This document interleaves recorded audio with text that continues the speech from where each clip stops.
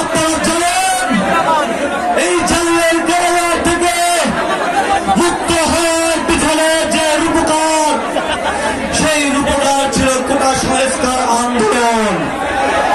2011 সালের কোটা সংস্কার আন্দোলনের বার্তা দিয়ে এই যে দ্বিতীয় মহান স্বাধীনতা, এই স্বাধীনতার কিন্তু বীজ বপন হয়েছিল।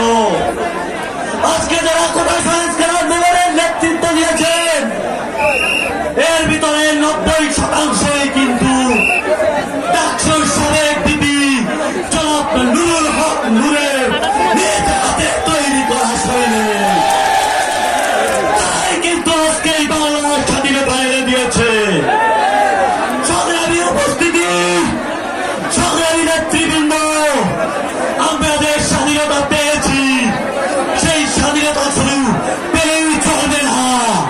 এখন যুদ্ধ আমাদের স্বাধীনতা রক্ষা করা। সেই স্বাধীনতার যুদ্ধে আমাদের জন্ম